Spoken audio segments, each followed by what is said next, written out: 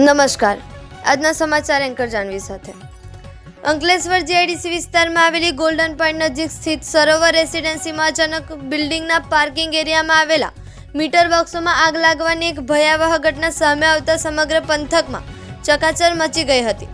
રેસિડેન્સીના parking એરિયામાં આવેલા મુખ્ય વીજ મીટર બોક્સમાં કોઈ અગમ્ય કારણોસર અચાનક શોર્ટ સર્કિટ થતાં જ જોતજોતામાં ભીષણ આગ ફાટી નીકળી હતી.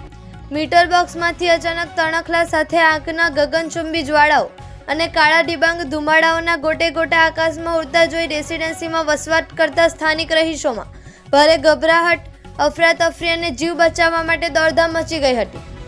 ઘટનાના પગલે આસપાસના લોકો પણ મોટી સંખ્યામાં એકત્રિત થઈ ગયા હતા અને તુરંત જ આ અંગેની જાણ સ્થાનિક ફાયર બ્રિગેડની ટીમને કરવામાં આવી હતી. આગ લાગવાની માહિતી મળતાની સાથે જ ફાયર ફાઇટરની ટીમ ઘટના સ્થળે તાત્કાલિક ધોરણે દોડી આવી હતી અને સ્થાનિકની મદદથી પાણીનો સતત મારો ચલાવીને આગ પર સંપૂર્ણ કાબૂ મેળવવાની યુદ્ધના ધોરણે કામગીરી હાથ ધરી હતી. વીજ મીટર બોક્સમાં લાગેલી આ ભીષણ આગના કારણે સોસાયટીનો વીજ પુરવઠો પણ ખોરવાઈ ગયો હતો.